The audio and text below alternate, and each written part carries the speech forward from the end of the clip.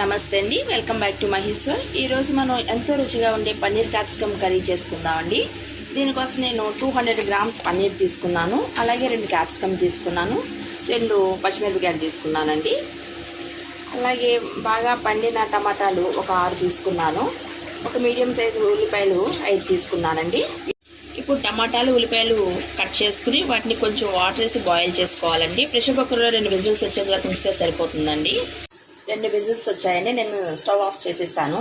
ఇప్పుడు టమాటా ఆనియన్స్ ఉన్నాయి కదా, వీటిని మనం స్ట్రెయిన్ చేసి కొంచెం ఆరించి మిక్సీలో వేసి మనం ఆనియన్ టమాటా పేస్ట్ చేసేటప్పుడు మనం దానిలో పచ్చి కొబ్బరి వేయొచ్చండి. అలానే జీడిపప్పు కూడా వేసుకోవచ్చు, అది ఆప్షనల్ అండి.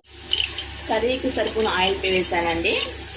1 ఇంచు చెక్క, 1 ఇలాచీ, కొంచెం నలిపి వేయాలి ఇలాచీని, అప్పుడు ఫ్లేవర్ బాగా వస్తుంది. 2 లవంగాలు వేసాను. 1 స్పూన్ అల్లం వెల్లుల్లి పేస్ట్ అండి, ఇది ఫ్రెష్ది, ఇప్పుడే వేసాను.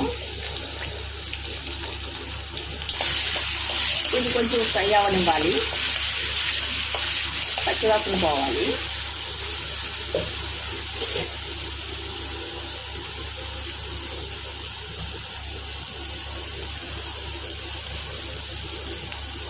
ఒక 1/2 స్పూన్ పసుపు వేస్తున్నానండి ఆయిల్లో. అలాగే 1 స్పూన్ ధనియా పౌడర్ వేస్తున్నాను. 1 స్పూన్కి తక్కువగా గరం మసాలా, 1 స్పూన్ కారం, టేస్ట్కి సరిపడిన సాల్ట్ తర్వాత చెక్ చేసుకున్నామండి. అలానే కట్ చేసి పెట్టుకున్న పచ్చిమిరపకాయ ముక్కలు కూడా దీనిలో వేసేసేయాలి. వేసి మొత్తంగా కలపాలి. అది మసాలా అంతా ఫ్రై అయిందండి, ఆయిల్ వదిలింది. ఇప్పుడు మనం కట్ చేసి పెట్టుకున్న క్యాప్సికమ్ ఉంది కదా, ఈ క్యాప్సికమ్ దానిలో వేసి కొంచెం 1 నిమిషం మగ్గనివ్వాలి. క్యాప్సికమ్ కొంచెం మగ్గిందండి. ఇప్పుడు మనం టమాటా ఆనియన్ పేస్ట్ చేసాం కదా, ఈ పేస్ట్ దీనిలో వేసేద్దాం. పండు టమాటాలు అయితే మంచి కలర్ వస్తుంది. కూర అంతా ఒకసారి బాగా కలిపేసేయాలండి. మనం జారు ఉంది కదా, ఈ జార్లో కొంచెం వాటర్ వేసి కలిపి దానిలో వేసేసుకోవాలి. ఆ పేస్ట్ పచ్చివాసన పోయిందండి. ఇప్పుడు మనం కట్ చేసి పెట్టే పన్నీర్ ఉంది కదా, పన్నీర్ గ్రేవీలో వేసేసేయాలి.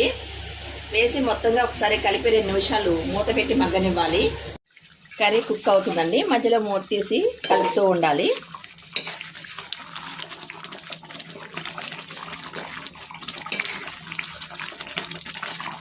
చిన్న క్లిప్పింగ్ కూడా మిస్ అయిందండి. మనం టమాటా ఆనియన్ కుక్ చేస్తాం కదా, ఆ వాటర్ దీనిలో వేసేయచ్చు. హెల్దీ రెసిపీ అండి, పన్నీర్ క్యాప్సికమ్ కర్రీ రెడీ అయింది.